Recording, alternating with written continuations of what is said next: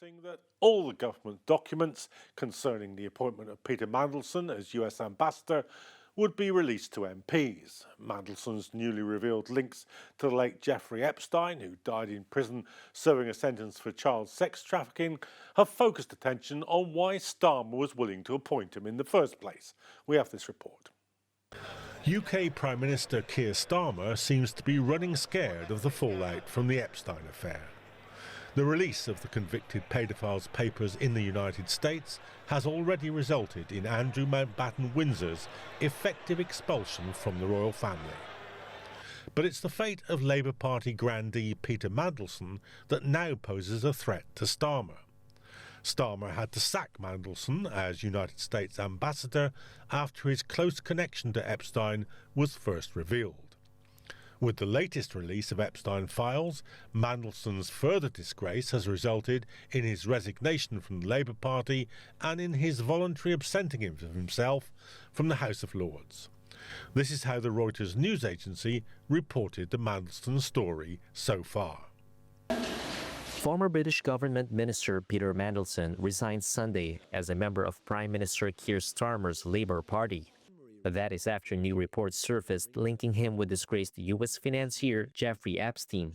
According to reports by the BBC and other news organizations, Mandelson said in a letter that he did not wish to cause, quote, further embarrassment to Labour.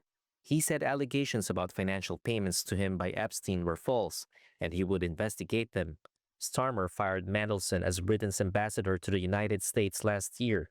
He came under scrutiny after U.S. lawmakers released documents, including a letter in which he called Epstein his, quote, best pal. Mandelson was a key figure in the Labour Party's electoral success when Tony Blair was prime minister, starting in the 1990s. But he was twice forced to quit as minister over allegations of misconduct. He later served for a time as European Union Trade Commissioner. The issue now is how much Starmer knew of Mandelson's links with Epstein when he appointed him as US ambassador and why it took him so long to sack Mandelson. The Tories have demanded that the government release all the material relating to its vetting of Mandelson before he was appointed as US ambassador. In order to avoid a Commons motion that would compel him to reveal the internal governmental discussions about Mandelson, Starmer has agreed to release selected material. The government is currently reviewing which material will be released. The issue for Starmer is whether the material shows that he was dismissive of known concerns about Mandelson. Mandelson appealed to Starmer as a reliable enemy of the left who had been Tony Blair's right-hand man and who had more recently boasted that every day I do something to undermine Jeremy Corbyn. Starmer may have seen Mandelson's closeness to Epstein as a qualification for his appointment as US ambassador, given how close Epstein was to Donald Trump. Many Labour MPs already unsettled by Starmer's failing leadership, and the Mandelson affair makes it appear that he is part of a global privileged elite who are contemptuous of ordinary people and who don't believe that the rules apply to them. That impression is toxic for Starmer, as his party faces electoral tests in the Gorton and Denton by-election in a few weeks and the local elections in May. So, will Starmer withstand the Mandelson scandal, and how much damage will he suffer even if he does survive? And what do the Epstein files tell us about the modern corporate and political elite? Well, to discuss all this, I'm joined by Andrew Feinstein, who's Executive Director of Shadow World Investigations. Andrew, welcome to the programme. Now, you famously stood against Keir Starmer in the last general election. Do you think he's going to be standing again, or will this do for him? I think that the chances of Keir Starmer standing again for elected office are incredibly small. And I think the events of recent days in relation to Peter Mandelson and his relationship to Jeffrey Epstein has only made that more of a racing certainty. So what is it that's so damaging for Starmer here? Is it simply that he appointed Mandelson when pretty much the world and his wife knew that there was a problem with Mandelson, even leaving aside the Epstein stuff, that he'd been forced to resign from 2 posts previously? Well, exactly. This is a man whose entire political career has been submerged in controversy. This is also a man who famously declared that New Labour, Tony Blair's project, of which Mandelson was a key architect, had no problem with greed or very wealthy people. So this was the point at which British politics, certainly from the perspective of the Labour Party, changed course. It was the point at which the Labour Party became a neoliberal, warmongering party, more concerned with the super wealthy than any of its constituents or those who voted for it, or certainly the working people of Britain. So, in that sense, this is a scandal much greater than that. But if we look specifically at the Starmer government, the Starmer government has effectively been engineered by Keir Starmer's chief of staff, a man by the name of Morgan McSweeney. He is the sort of the backroom operator of this so-called Starmer project. The reality is McSweeney is a protege of Peter Mandelson. Now, Morgan McSweeney and Keir Starmer knew everything there is to know about Peter Mandelson, including everything about his relationship with Jeffrey Epstein. If they didn't, they are totally incompetent and should not be allowed to hold office in government. If they did, which we know they did, they have an enormous number of questions to answer to the British public, and I would argue neither of them should be in post in two of the most important positions in the British government. So that is really the key to the matter, is the competence and the morality of the Prime Minister Keir Starmer and his chief of staff, often referred to as his political brain, Morgan McSweeney. So is the point here really that Starmer resurrected Mandelson from what was at least a political shallow grave because they shared an absolutely craven attitude towards the rich and an absolutely set in the bone hatred of the left? They were political affiliates in that sense, weren't they? Oh, absolutely. I mean, Mandelson is the embodiment of the Labour right wing's political project, a project that we saw first come to fruition under Tony Blair, who Margaret Thatcher described as her greatest political achievement, but taken in steps even further to the right by Keir Starmer, who has overseen a remarkably undemocratic and authoritarian administration, an administration that it's important to point out here has been totally uncritical in its support of Israel and its genocide, which is really a key feature of this project and its approach both to international relations, but crucially to the role of anybody who opposes Israel's genocide within Britain. So there are two things that I think are worth noting here that show these connections. The first is that Jeremy Corbyn, who preceded Keir Starmer as leader of the Labour Party and had a very different approach to international affairs, was absolutely pilloried in the media in Britain for his pronunciation of Jeffrey Epstein or Epstein's name. Now, my name is Feinstein. Many people pronounce it Feinstein. Neither of those pronunciations are going to change a jot of my existence. The same applies to Jeffrey Epstein and how anybody, including Jeremy Corbyn, pronounces his name.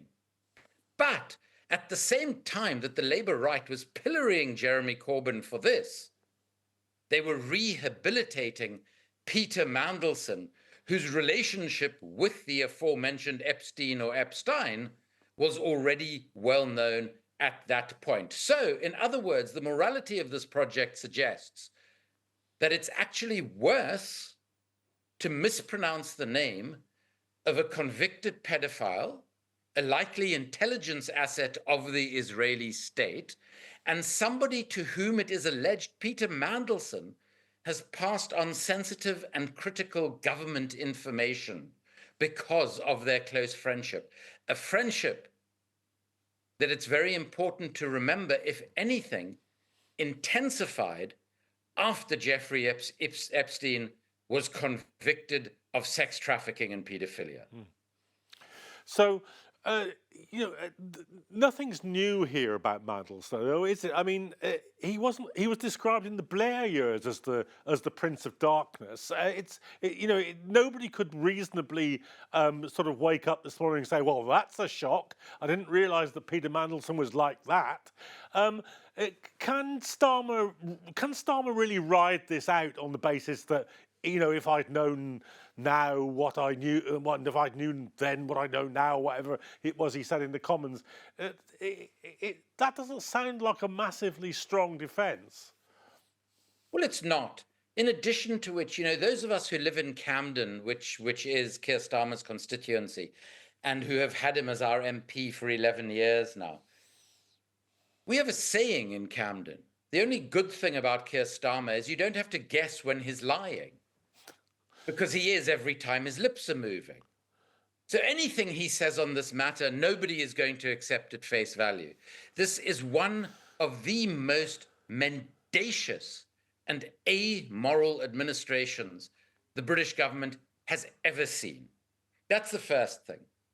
The second thing is Peter Mandelson's reputation as an amoral, allegedly corrupt, mover and shaker is legend and goes back decades. I remember years ago, when I was involved in South Africa, Mandelson had been fired, and I can't even remember on which occasion this was, from his cabinet position in Britain, because if I remember correctly, he had, without declaring it, taken a loan worth hundreds of thousands of pounds from a fellow member of the cabinet, which is something that you do have to declare in British public life. He turned up in South Africa, uninvited, to announce that he was here to help the African National Congress in our second democratic election campaign in 1999. He was sent packing within minutes because no one in the ANC wanted to be associated with him. Now, this is going back to the 1990s. So this is a man whose reputation precedes him, which is why I say that Morgan McSweeney and Keir Starmer can only acknowledge one of two things in this matter. Either they are the most ignorant people in Britain about someone they both know extremely well, which would be remarkable. It would require severe cognitive dissonance to not know Mandelson's history, both distant and recent past. Or they simply decided that they had the power to appoint this incorrigible individual who shares their politics and has been an important part of their political project to one of the most important positions in diplomatic service that Britain has to offer. They did the latter. Can they recover from it? In a functioning democracy, they should not be able to recover from it, and they should not be holding office. The only calculation I would imagine is being made within the Labour Party is, do we kick Starmer out now, or do we wait until our local elections, which are due to take place in May this year, in which Starmer's Labour Party is likely to suffer devastating and humiliating defeat, and get rid of him after that? That, for me, is the only political question about his survival. Well, let's draw out some of the links between the Mandelson's participation in the whole Epstein sort of circus and sort of structural policy questions, because surely it's the case, or do you think it's the case, that the kind of lifestyle and sort of assumptions that Mandelson and Epstein and the people in that circle held relate directly to the kind of policies which Rachel Reeves, as the Chancellor, is still enunciating today, that business interests must come first, that there's too much red tape in Britain, that we must clear away all these regulations and pave the way for business to do what business does best, to make profits, and then we'll all be better. There's still a functioning version of Thatcherite economics at the heart of British politics, a bipartisan approach to those ideas. And do you see a connection between that and then a personal behaviour, which is, yeah, the rich can do whatever they like. Yeah, sure, they're above and beyond the law. Well, the other obvious comparison besides Mandelson would be Tony Blair himself. And what Blair and Mandelson and that entire New Labour project, as it was called, really did to Britain is they ensured that after Thatcherism, and Thatcherism, of course, was characterized by massive deregulation that allowed the pouring of money into British politics in much the way that it takes place in the United States of America, even if not on quite the same scale at this point.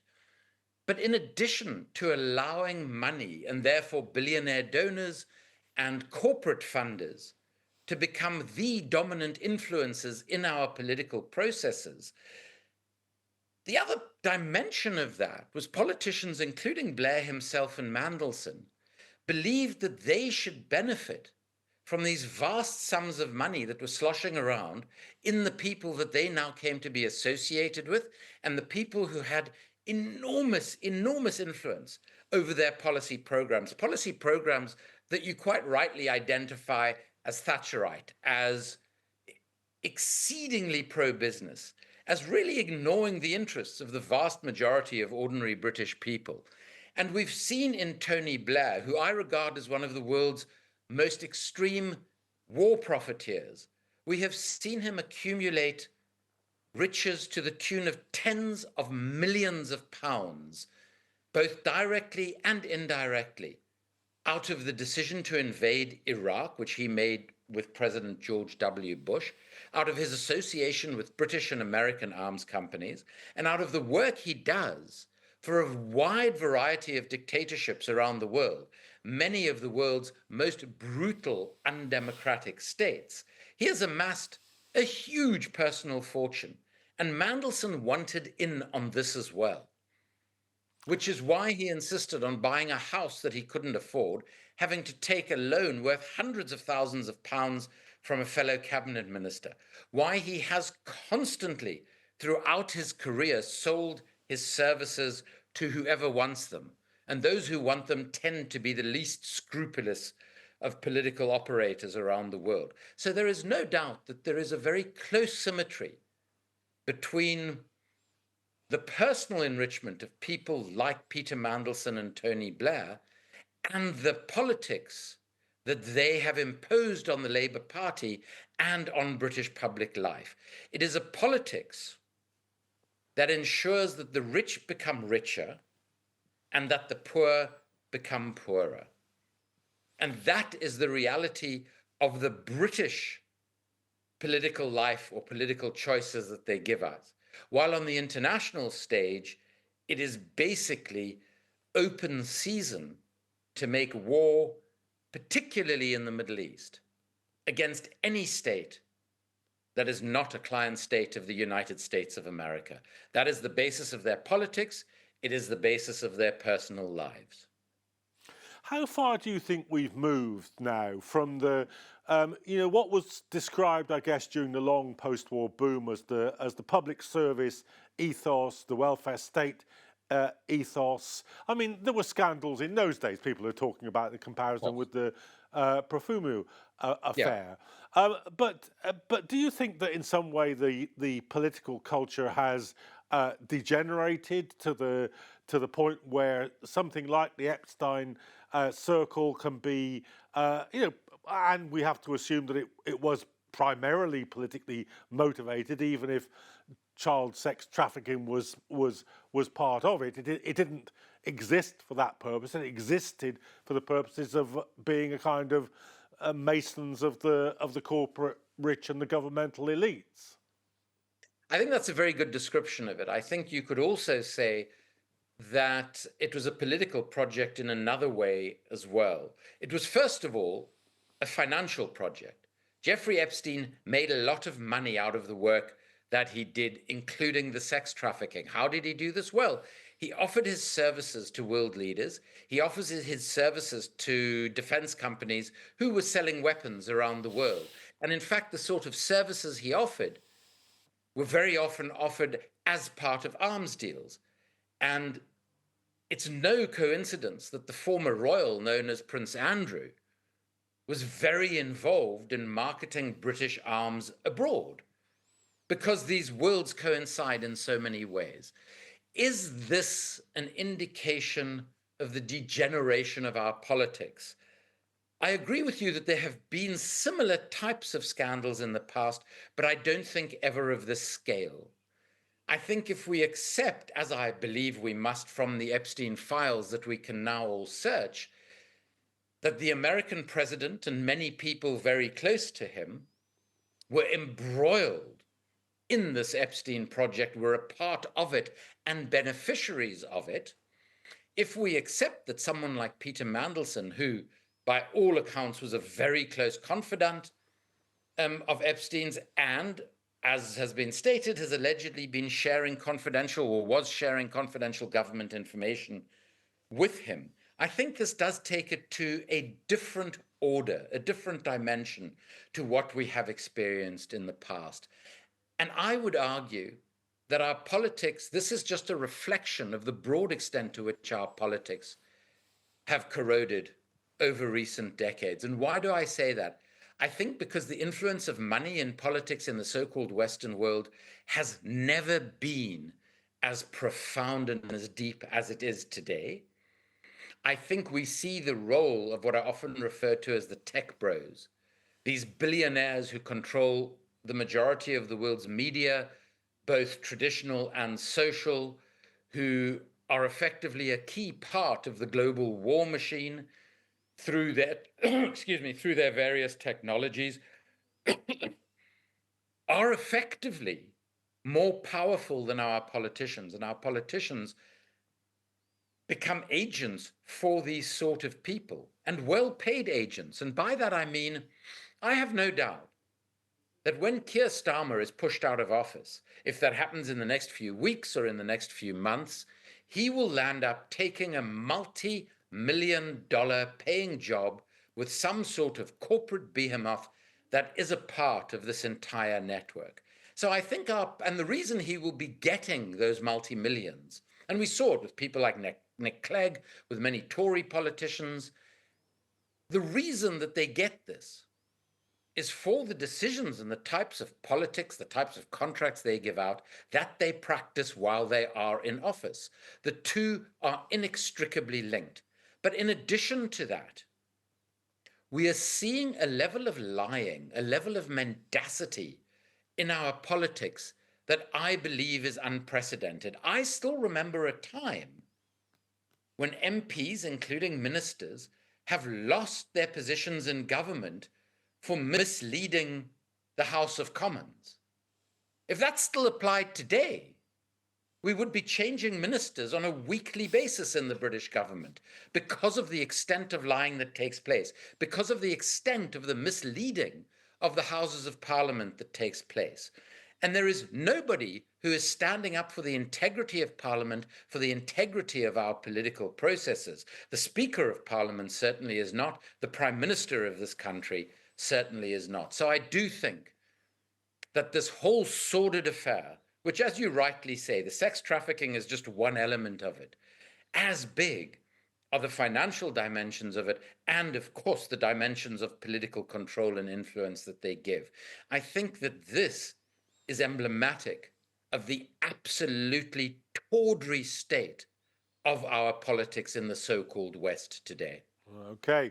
Well, on that note, fascinating discussion, but unfortunately that's all we have time for. My thanks there to Andrew Feinstein, Executive Director of Shadow World Investigations, for joining me, and to you for watching. Do tune in for future episodes of Analysis.